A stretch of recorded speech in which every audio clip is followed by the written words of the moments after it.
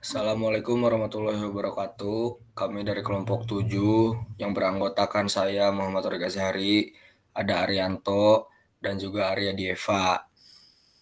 Kami kelompok 7 akan mempresentasikan tentang kerukunan antar umat beragama. Indonesia adalah negara hukum yang mewajibkan warga negaranya memilih satu dari 5 agama resmi di Indonesia. Namun, kerukunan antar umat beragama di Indonesia dinilai masih banyak menyisakan masalah. Kasus-kasus yang muncul terkait masalah kerukunan beragama pun belum bisa terhapus secara tuntas.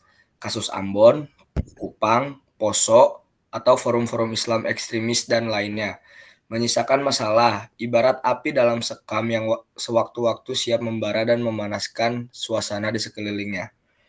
Hal ini mengindikasikan bahwa pemahaman masyarakat tentang kerukunan antar umat beragama perlu ditinjau ulang, dikarenakan banyaknya ditemukan ketidakadanya kerukunan antar agama, yang menjadikan adanya saling permusuhan, saling merasa ketidakadilan.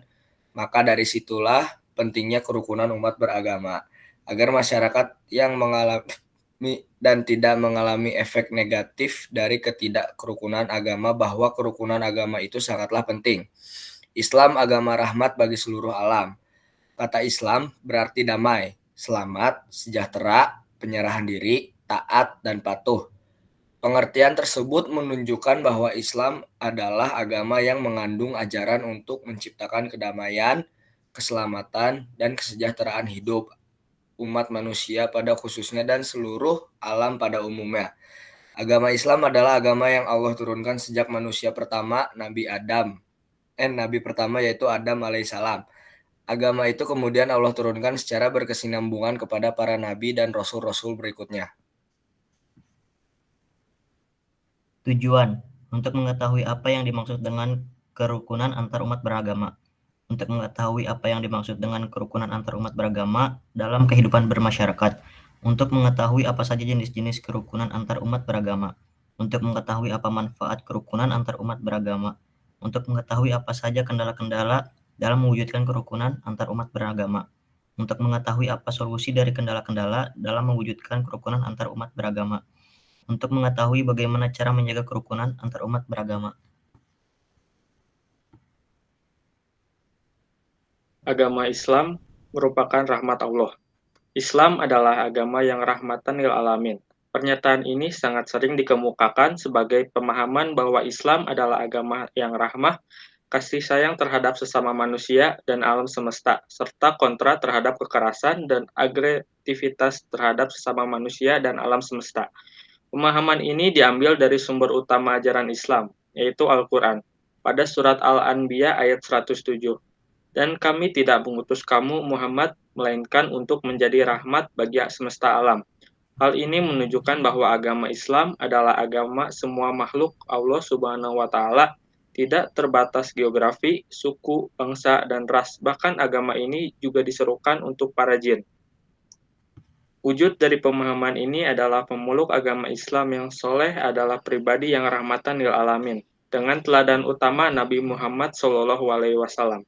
Namun sungguh mengherankan betapa ajaran yang indah ini tidak menemukan kenyataannya di banyak pribadi Muslim di Indonesia.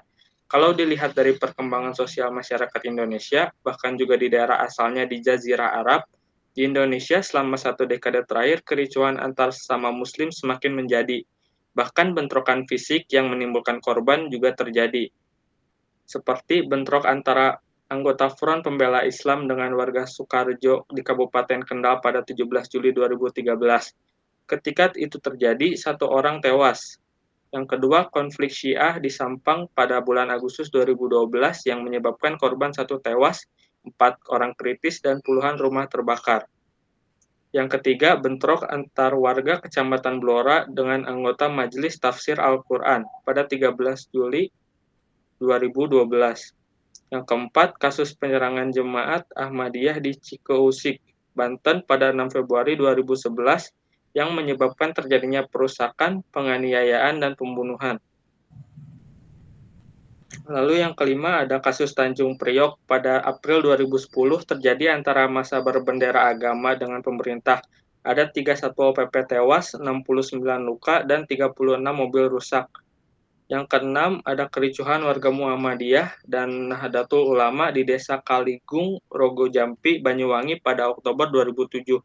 Sementara di Arab juga tidak berbeda, sesama Muslim saling berperang, dan semuanya mengklaim pihaknya lah yang benar dan mengemukakan tafsir mereka terhadap Al-Quran. Begitu juga dengan tafsir terhadap ayat rahmatan lil alamin.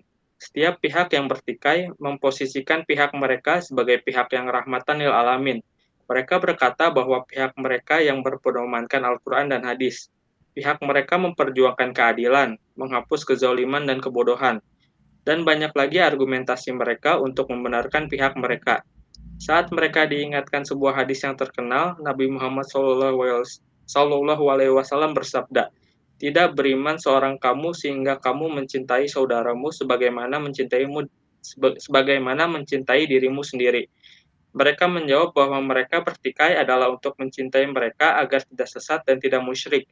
Sungguh sangat sulit berdiri tegak menjadi juri di antara mereka yang bertikai.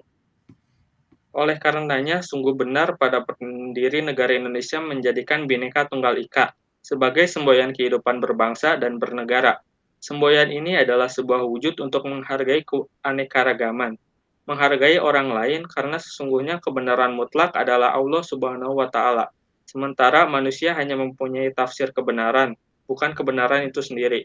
Walaupun untuk menjadi bijak menyikapi perbedaan tentu membutuhkan bekal pemahaman terhadap objek itu sendiri secara menyeluruh.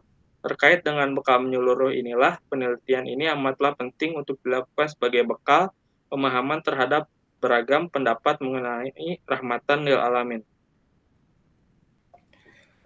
Kebersamaan umat beragama dalam kehidupan sosial.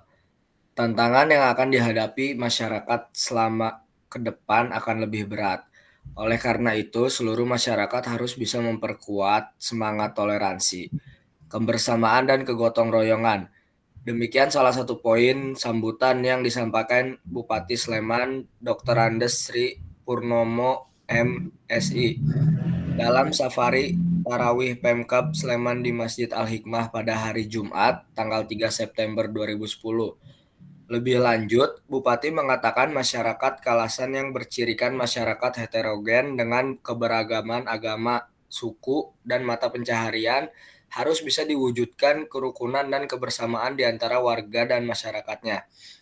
Dengan terwujudnya kerukunan dan kebersamaan ini, maka pembangunan bisa lebih berjalan lancar yang pada akhirnya akan terwujud masyarakat Kalasan yang sejahtera. Setelah itu, banyaknya tumbuh perumahan serta masyarakat pendatang yang bertempat tinggal di Kalasan. Sebenarnya menjadi potensi yang sangat baik bagi keberhasilan pembangunan Kalasan. Hal ini bisa terwujud jika di antara masyarakat pendatang dengan masyarakat asli bisa terjalin silaturahmi dan saling bantu-membantu. Masyarakat asli dan pendatang bisa saling take and give. Semangat persatuan, kegotong royongan, dan kerukunan hidup antar umat beragama ini sebenarnya sangat ditekankan dalam ajaran agama Islam. Menurut Ustadz Teguh Pramono, dalam tauziahnya mengungkapkan bahwa persatuan menjadi kunci keberhasilan pembangunan umat. Agama menghendaki adanya persatuan seluruh komponen umat. Bahkan Allah Subhanahu wa Ta'ala menghendaki tumbuhnya rasa kasih sayang di antara umat. Kasih sayang ini diwujudkan dalam saling bersilaturahmi di antara masyarakat. Salah satu ciri orang yang bertakwa adalah mau dan gemar bersilaturahmi, kata Ustadz Teguh Pramono. Selain itu, berkaitan dengan toleransi antar umat beragama, Ustadz Teguh Pramono mengungkapkan kunci kerukunan antar umat beragama adalah saling menghormati. Al-Quran memberikan rambu-rambu dalam konteks hubungan antar agama dan ungkapan lakum dinukum waliyadin atau bagimu agamamu dan bagiku agamaku. Mari kita bersama-sama membangun masyarakat jika sudah datang waktunya beribadah. Silakan beribadah menurut agamanya masing-masing. Ukhuwah Islamiyah dan Ukhuwah Insaniyah. Ukhuwah Islamiyah. Ukhuwah Islamiyah adalah adanya persaudaraan antara sesama umat Islam. Di dalam Al-Quran dan hadis menunjukkan bahwa hal tersebut merupakan sesuatu yang perlu diperhatikan oleh kaum muslimin. Ukhuwah Islamiyah merupakan suatu ikatan akidah yang dapat menyatukan hati semua umat Islam maupun tanah tumpah darah mereka berjauhan. bahasa, dan bangsa mereka berbeda, sehingga setiap individu umat Islam senantiasa terikat antara satu sama lainnya, membentuk suatu bangunan umat yang kokoh. Oleh karena itu, ukhuwah Islamiyah merupakan landasan utama untuk membangun masyarakat yang ideal, yang kita idamkan dan kita upayakan agar dapat terwujud. 3. Jadi ukhuwah Islamiyah merupakan dasar bagi umat Islam untuk membangun kekuatan yang kokoh, yang mana kekuatan tersebut dibentuk dengan ikatan akidah sebagai landasan utama untuk membangun masyarakat yang ideal, yang senantiasa terkait antara satu sama lainnya. Keinginan tersebut dapat terwujud apabila hubungan persaudaraan ini ditandai dengan mengharap ridha Allah Subhanahu wa Ta'ala semata dan bebas dari segala tuntutan kebutuhan duniawi dan materi. Faktor yang mendorong hal tersebut adalah karena iman dan keyakinan kepada Allah Subhanahu wa Ta'ala semata. 4. Karena tingkat tertinggi dari sebuah persahabatan ialah yang dilakukan karena Allah Subhanahu wa Ta'ala dan untuk Allah Subhanahu wa Ta'ala, bukan untuk meraih jabatan, mendapatkan keuntungan jangka pendek atau jangka panjang, dan bukan pula untuk mencari materi atau yang lainnya. Barang siapa kecintaan persahabatan dilakukan karena Allah Subhanahu wa Ta'ala, maka dia mencapai potensi puncak, dan hendaklah dia mewaspadai hal-hal bersifat keuntungan duniawi karena bisa merusak kemurnian nilainya. Ukhuwah Insaniyah. Insan berarti manusia, maka ukhuwah insaniyah merupakan persaudaraan yang cakupannya lebih luas, yaitu antara sesama umat manusia di seluruh dunia. Salah satu ayat yang menjadi dasar ukhuwah insaniyah adalah surah Al-Hujurat ayat 11. Allah berfirman, "Hai orang-orang yang beriman, janganlah suatu kaum mengolok-olok kaum yang lain, karena boleh jadi mereka yang diolok-olok lebih baik dari mereka yang mengolok-olok. Dan jangan pula wanita-wanita mengolok-olok wanita-wanita lain, karena boleh jadi wanita-wanita yang diperolok-olokkan lebih baik dari wanita yang mengolok-olok. Dan janganlah kamu mencela dirimu sendiri, dan janganlah kamu memanggil dengan gelar-gelar yang buruk. Seburuk-buruk panggilan ialah panggilan yang buruk sesudah iman, dan barang siapa yang tidak bertobat, maka mereka itulah orang-orang yang zalim." Ayat ini menekankan bahwa setiap manusia hendaknya tidak saling berburuk sangka dan membenci untuk menetapkan solidaritas kemanusiaan.